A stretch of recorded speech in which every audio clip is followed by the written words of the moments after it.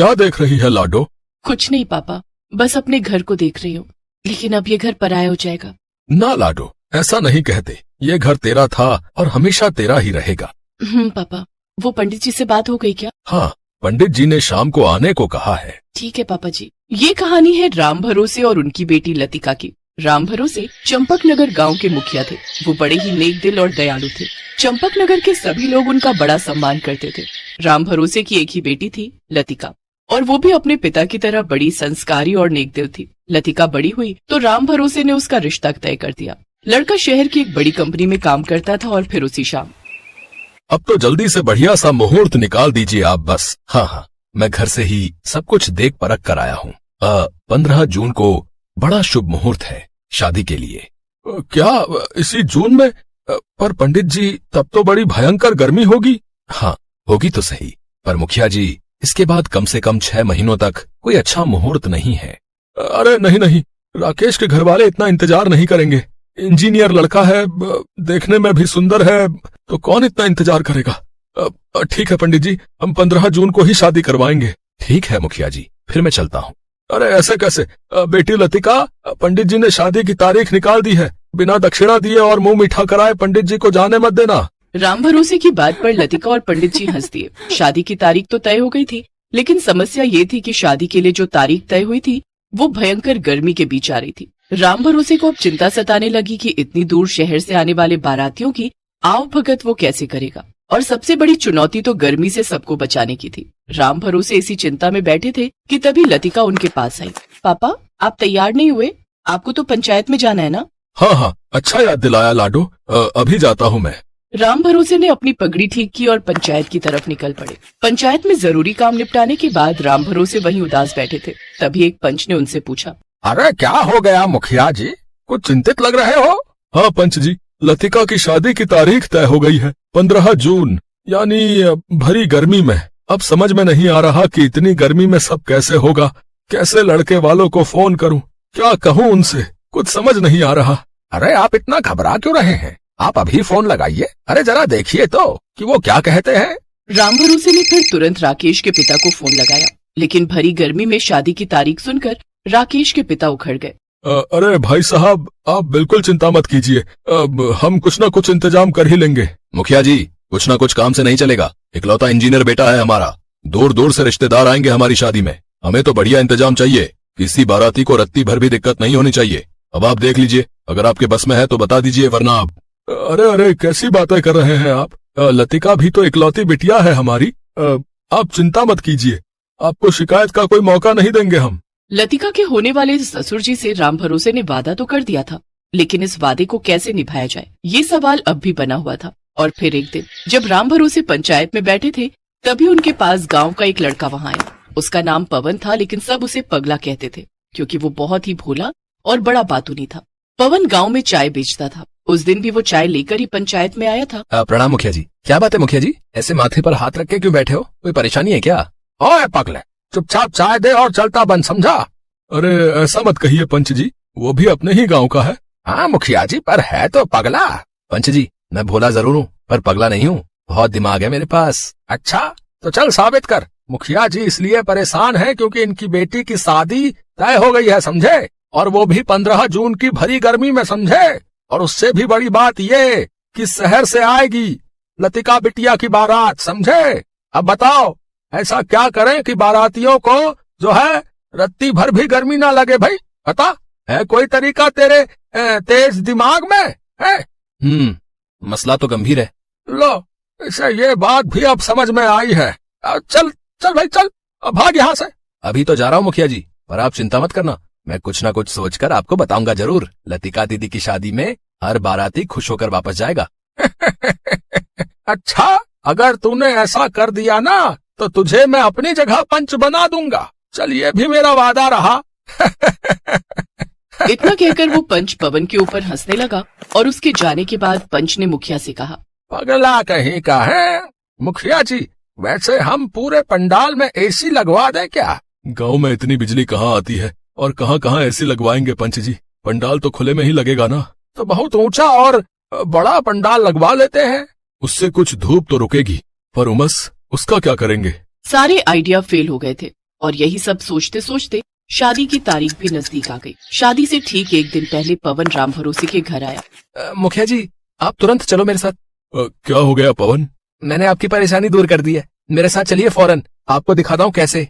पवन राम भरोसे को एक खेत की तरफ ले गया। राम भरोसे ने देखा कि पवन ने उस खेत में पेड़ों की ठंडी छाया में एक बड़ा सा गड्ढा कर रखा था। ये क्या है पवन? गर्मी में शादी का तोड़ मुखिया जी, इससे शाम तक बढ़िया स्विमिंग पूल बना दूंगा मैं। मुखिया जी आप देखना, बाराती आएंगे और खूब मौज करेंगे यहाँ। पवन की बात सुनकर राम भरोसे के चेहरे पर मुस्कान आ गई। अब उन्हें वाकई कोई चिंता नहीं थी। अगले दिन शहर से बारात आ गई और आते ही राम भरोसे ने सबको वो बड़ा सा स्विमिंग पूल दिखाया जो ठंडे पानी से लबालब भरा हुआ था। भारी गर्मी से परेशान बाराती उसी वक्त उस पूल में कूद गए और चढ़कर मजे कर रहे। लतिका की शादी धूमधाम से हुई और सारे बाराती खूब खुश हुए। मान गए पापा जी, इस भीषण गर्मी में क्या तोड़ निकाला आपने। बेटा राकेश, ये पवन है, इसी का कमाल है। ये पूरा गांव इसे पगला कहता है, पर पवन ने साबित कर दिखाया कि वो कितना समझदार है। हाँ भाई पवन, मुझे भी अपना वादा याद है। अब तुम जो है मेरी जगह पंच बनोगे भाई। नहीं नहीं पंच जी, मैं तो पगला ही ठीक हूँ। आप संभालो अपने पंच का पद, मैं तो चला। अरे पर कहाँ? अरे मुखिया जी, बारातियों ने खूब मजे ले लिए स्विमिंग पूल के, अब हमारी यानी कि घरातियों की बारी है भाई।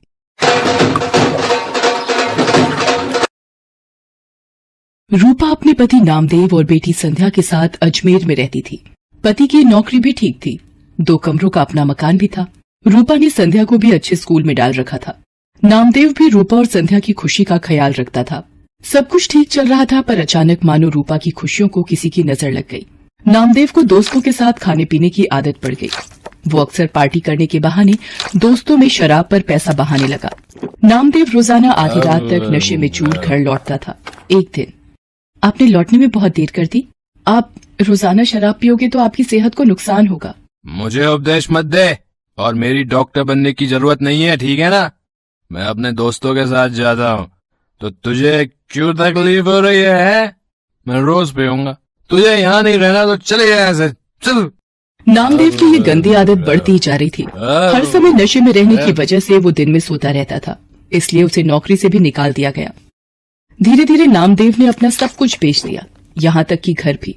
अब वो रूपा और संध्या को लेकर एक किराए के घर में रहने लगा। रूपा परेशान रहने लगी। एक दिन, अरे ये संध्या के स्कूल से फीस का नोटिस, अब मैं क्या करूँ? कहाँ से फीस के पैसे लाऊं?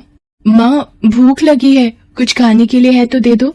रुक, मैं सब्जी वाले की दुकान से आलू लाकर तुझे रोटी बनाकर देती हूँ। हाँ माँ, तुम्हारे हाथ का आलू का पराठा तो बहुत स्वादिष्ट होता है। संध्या आलू लेने बाजार चली जाती है। रास्ते में वो सोचती जा रही थी कि ऐसा क्या करे कि संध्या की फीस भर सके। तभी उसकी सहेली का फोन आ जाता है। वो दूसरे शहर में रहती है। सहेली के बार बार पूछने पर रूपा उसे अपनी सारी परेशानी बताती है। अलका, बस यही सोच रही हूँ कि अभी संध्या की फीस भरनी है, घर का खर्चा, सब कैसे होगा। अरे तू घबरा मत, सब ठीक हो जाएगा। अभी इस वक्त तू कहाँ है? संध्या को मेरे हाथ के आलू के पराठे बहुत पसंद है, आलू लेने जा रही थी। आलू के पराठों से याद आया, तू तो राजमा चावल कितने टेस्टी बनाती थी, याद है? सब उंगलियां चाटते रह जाते थे। तू राजमा चावल बनाकर क्यों नहीं बेचती? इससे तेरी कमाई भी हो जाएगी, जिससे तू थोड़ा बहुत परिवार का खर्च उठा पाएगी। सहेली की बात रूपा के दिल में घर कर गई। उसे एक उम्मीद दिखाई दी, पर शुरुआत कैसे करे उसे अब यही सोचना था। अगले दिन उसने राजमा और चावल बनाए और पतीले में लेकर घर के पास सड़क के किनारे बैठ गई। पूरा दिन धूप में वो बैठी रही, पर किसी ने भी उसके राजमा चावल नहीं खरीदे। शाम को वो घर आ गई। उसके राजमा चावल बिल्कुल भी नहीं बिके। वो घर आकर रोने लगी। मैं क्या करूं भगवान, मैंने कोशिश की पर कामयाब नहीं हुई, मुझे हिम्मत दो भगवान। माँ, जब मैं कभी परीक्षा में अच्छा नहीं करती तो तुम ही तो मुझे कहती हो दोबारा मेहनत करूं। आप भी कल दोबारा कोशिश करना माँ। मेरी बेटी कितनी समझदार हो गई है, तू ठीक कह रही है। मैं एक बार और कल कोशिश करूंगी। रूपा अगले दिन दोबारा राजमा चावल बनाती है। पूरा दिन एक भी ग्राहक नहीं आता। रूपा निराश हो जाती है। आज भी कोई ग्राहक नहीं आया, लगता है मुझे ये काम बंद करना पड़ेगा। आपके पास कुछ खाने को मिलेगा? यहाँ आसपास की खाने की दुकानें बंद हो गई हैं। आपको यहाँ देखा तो मुझे लगा कि यहाँ कुछ खाने को मिल जाए शायद। जी, राजमा चावल की प्लेट है मेरे पास। भूख में तो सब कुछ अमृत है। एक प्लेट कितने की है? जी 20 रुपए। क्या बात है, राजमा चावल तो बड़े ही स्वादिष्ट बने हुए हैं। आपको पहले तो कभी नहीं देखा यहाँ, क्योंकि मैं पहले कई बार आया हूँ इधर। जी अभी अभी शुरू किया है। ये लो आपके 20 रुपए। पूरा दिन बीत जाने के बाद एक प्लेट ही बिकी थी रूपा की, पर इस एक प्लेट के पैसों ने उसे हिम्मत दी थी। रूपा अगले दिन राजमा चावल लेकर ही बैठी थी कि पिछली रात वाला ग्राहक दोबारा आया। आपने पहचाना मुझे? कल आपके राजमा चावल बहुत स्वादिष्ट लगे, तो मेरे पार्टनर दोस्त को भी खिलाने आया हूँ। आप 2 प्लेट बना दीजिए। अभी बना देती हूँ साहब। धीरे धीरे 1 से 2 व्यक्ति देखते देखते अब रूपा के पास ग्राहक आने शुरू हो गए थे। रूपा कमाए हुए पैसों से संध्या के स्कूल की फीस भरना चाहती थी, पर एक दिन ये ट्रंक में क्या छुपा रही है? दिखा जरा, दिखा मुझे। ये रुपए मैंने संध्या के स्कूल की फीस के लिए जोड़ कर रखे हैं, ये मत ले जाओ। देख मेरे दोस्त मेरा इंतजार कर रहे हैं, ये रुपए दे मुझे, दे इधर दे दे। नामदेव रुपए छीन कर ले जाता है। रूपा रोने लगती है। वो सोचती है ऐसे तो ये सारे कमाए हुए पैसे शराब में उड़ा देंगे, मुझे कुछ रुपए संध्या के भविष्य के लिए भी जोड़ने होंगे। धीरे धीरे रूपा का काम चल जाता है। वो एक ठेला किराए पर ले लेती है और अब वो ठेले पर राजमा चावल बनाकर बेचने लगी। समय बीतता गया। रूपा की जिंदगी 15 साल आगे चली गई। संध्या भी पैसों की कमी के कारण 10वीं तक ही पढ़ाई कर पाई। वो भी अब माँ के काम में हाथ बटाती थी। रूपा मेहनत करते करते थक गई थी, पर उसकी एक जिम्मेदारी अभी बाकी थी। वो थी संध्या की शादी। एक दिन रूपा की वही सहेली जिसने फोन पर बात की थी रूपा से मिलने आती है। आज तुझे इतने सालों बाद देखकर मेरे आंसू नहीं रुक रहे। मेरी प्यारी सहेली रूपा, ये तूने अपना क्या हाल बना लिया है? गरीबी के थपेड़े तेरे चेहरे पर आई झुर्रियों में बयान हो रहे हैं। अरे तू बैठ अलका, संध्या से मिल। ये मेरी बेटी संध्या है। संध्या, ये मेरी मेरठ वाली सहेली अलका। अलका मौसी, माँ आपको बहुत याद करती हैं। रूपा, मैं इसलिए तेरे पास आई थी कि एक अच्छे घर का रिश्ता है, संध्या भी वहाँ खुश रहेगी। अलका, अगर मेरी ये जिम्मेदारी पूरी हो जाए तो मेरे लिए बहुत खुशी की बात है। ठीक है, फिर मैं बात कर लेती हूँ लड़के वालों से। रूपा को तसल्ली हो जाती है कि संध्या की शादी हो जाएगी। एक गरीब बेटी की शादी करना गरीब की सबसे बड़ी चिंता होती है। रूपा की सहेली अलका रिश्ता पक्का कर देती है। रूपा को ये था कि संध्या की शादी के लिए पैसे जोड़ने हैं, इसलिए वो सुबह जल्दी जल्दी उठकर ज्यादा खाना बनाने लगी। सुबह से लेकर रात तक ठेले पर खड़े रहना। एक दिन रूपा को चक्कर आता है और वो गिर पड़ती है। संध्या चिल्लाती है, माँ आंखें खोलो माँ, मैं अभी डॉक्टर को बुला कर लाती हूँ। I am sorry, she is no more. Body से ज्यादा काम लिया है इन्होंने। कमजोर शरीर ये झेल नहीं पाया, इसलिए बीपी बढ़ गया और हार्ट अटैक आ गया। संध्या की तो मानो जिंदगी ही रुक गई। उसकी माँ चली गई। वो बिलक बिलक कर रोने लगी। तभी नामदेव आ जाता है। वो भी मरी हुई रूपा के आगे रोने लगता है। संध्या उसे कहती है, बापू, मेरी माँ के शरीर को हाथ मत लगाओ। आज आपकी वजह से मेरी माँ इस दुनिया से चली गई। मुझे माफ कर दे मेरी बच्ची, मैंने ये क्या कर दिया प्रभु। रूपा, मुझे माफी मांगने का मौका भी नहीं दिया तूने। मेरे पापों के कारण तू चली गई। संध्या माँ की याद में दिन भर उदास बैठी रहती थी। नामदेव भी अब संध्या की चिंता में परेशान रहता था। वो कोई काम ढूंढने भी क्या जाता, सब उसकी पुरानी बुरी आदतों को जानते थे, इसलिए काम नहीं देते थे। एक दिन अलका रूपा से मिलने आती है और उसके मरने की खबर सुनकर वो भी बहुत दुखी होती है। वो नामदेव को संध्या के रिश्ते की बात बताती है। देखिए नामदेव जी, अब मेरी सहेली रूपा तो नहीं रही, पर संध्या की शादी की जिम्मेदारी अब आपको निभानी है। लड़के वाले जल्दी ही शादी करना चाहते हैं, आप सोचकर जवाब दे देना। अलका के जाने के बाद नामदेव सोच में पड़ जाता है कि उसके पास तो एक पाई तक नहीं जो वो संध्या की शादी कर सके। वो रूपा को याद करके रोने लगता है। तभी एक आदमी आता है। जी नमस्ते, मेरा नाम मोहन है। रूपा जी के बारे में पता चला, सुनकर बहुत दुख हुआ। आपको कुछ काम था रूपा से? जी, एक दिन मैं रूपा जी के ठेले पर राजमा चावल खाने आया था, तभी उनसे बात हुई। मैं जरूरतमंद लोगों के लिए एक बैंक योजना चलाता हूँ। रूपा जी भी मेरे पास रुपए जमा करवाती थीं। वो जब भी पैसे जमा करने आती तो यही कहती थी कि मेरी बेटी संध्या की शादी में काम आएंगे। आज वही रुपए मैं देने आया हूं। पिछले दिनों उन्होंने मुझे फोन किया था कि बेटी की शादी के लिए जरूरत है तो मैं उन्हें दे दूं। ये लीजिए, ब्याज मिलाकर 3.5 लाख रुपए उनके बैंक में जुड़े हुए हैं। आज उन्हें देने आया था। रूपा, तुम अपनी जिम्मेदारी निभाना नहीं भूली। जाते जाते भी अपनी बेटी की शादी की जिम्मेदारी निभा गई। संध्या बेटी, देखो, तुम्हारी माँ की तरफ से शादी का तोहफा ये अंकल जी लाए हैं।